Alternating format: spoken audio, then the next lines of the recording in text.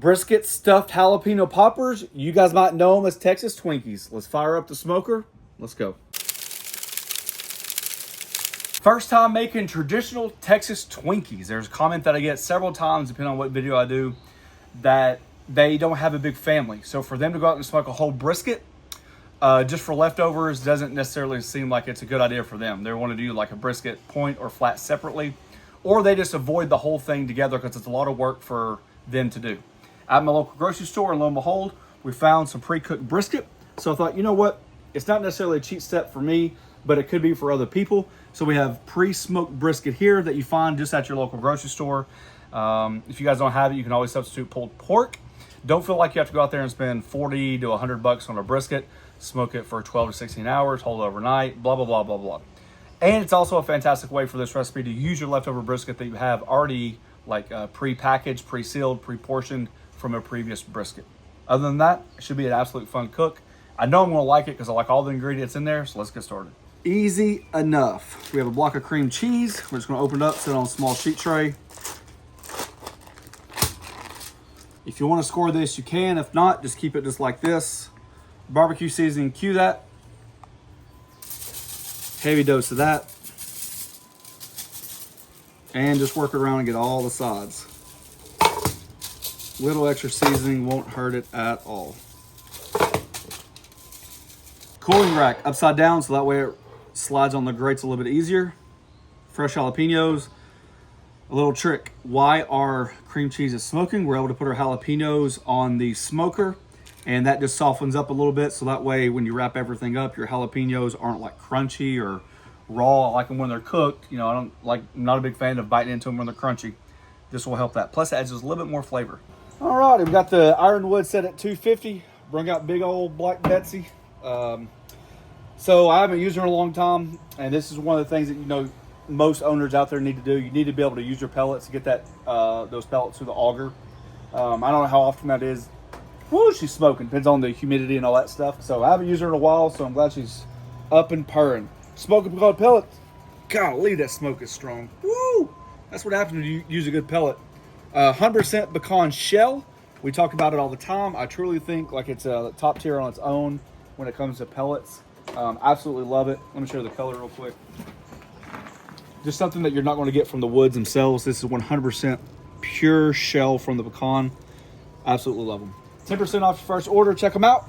Smoking pecan pellets. All right. Enough talk. We'll give it about 35 minutes, maybe 45 minutes, something like that. Alrighty, while the cream cheese smokes, I'm just going to take this brisket and just dice it up. This is about roughly 1 pound of brisket.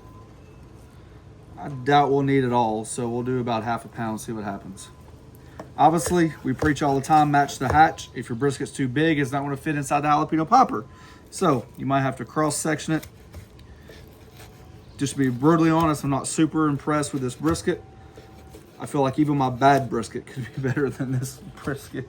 A little chewy. Maybe you could get brisket at your favorite barbecue restaurant. Yeah, I'm sure. Golly, flies. They like it. Like brisket by the pound. Right. All right, about 2 cups of chopped brisket in a bowl it goes. 1 cup of grated cheddar cheese. Alrighty, about 40 minutes later, looking good. Jalapenos are nice and or softer than what they were. Nice little smoke flavor on the cream cheese. All right, so since our cream cheese has the cue that seasoning on there, then I'm not going to add any more to the mix. If, however, you did not do this step and you just did like regular cream cheese, you could always add a little barbecue seasoning to your mix. To that, we're just going to give everything a good mix. I think pre-smoking the jalapenos like that is key. Yeah. I literally smell the smoky jalapeno. Mm-hmm. Just a quick little tip. When you're picking out your jalapenos, trying to pick out the fat ones. Obviously, the bigger they are, the more you're going to stuff them, no doubt. But if you look at the tips, if you get one that has a rounded tip versus a pointed tip, I'll show you. Because when you make these, I call it an eye. I see some people using a T method, but I use an I method. So basically, just rip it right down. 1, 2, and then this just really, get out of here, fly. It really just helps you open it up, kind of like that. And then you just want to scrape all that goodness out. See that? Really getting that cavity. The longer and shorter your nose is, longer and shorter, the more pointed your nose is, the smaller cavity is, and you can't really stuff it to the max. And that's what this is about. Everything's bigger in Texas. And you're gonna be wrapping it in bacon anyways, so you want to feel a good filling in there. You can't put too much, because if you put too much, you can just kind of like squirt it out. Just like that, right? So that is just about perfect right there. See that? And then the bacon will wrap around it. And here we have just some traditional bacon. Not thick cut, just good old bacon. Sometimes when you do stuff like this, it might be worth it to spend just a little bit extra money instead of getting that bacon that's super thin, that's not super even. Sometimes it does matter. This is one of those times. And as you can imagine, it's going to take anywhere between 1 and 2 pieces depending on how big your jalapeno is. So I'm sure this one will just take 1. I like to work on the bottom, work my way up. Let's do it this way, you guys can see. Just a hair of an angle. And then just gonna roll it in there, stretch it just like this.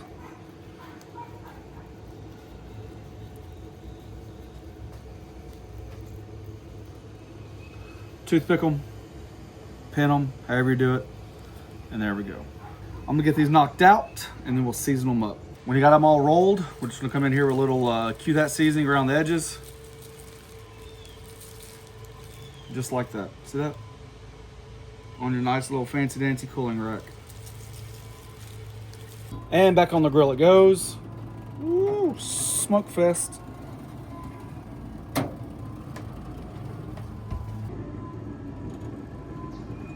An hour and 45 minutes later, rocking and a rolling, rocking and a rolling. Boy, them things look good. They look good. Got a little barbecue sauce here, use your favorite. I'm gonna glaze these. Let them tack up for about 10 minutes. And just like that, some classic, traditional Texas Twinkies. I actually thought about just dusting a little seasoning on top of them. You probably can. I decided not to. I don't think it's really going to matter that much. I did hit the outside of them pretty aggressively with seasoning to begin with. So, see if we can show you how full they are. See what I'm talking about? See what I'm talking about? Now that's what you want. You want a stuffed jalapeno. In the light. What do you mean in the light? Guided by, oh, blinded by the light. Guided by the light. You know the first bite? It's a good one. Yeah. We'll do a bite through.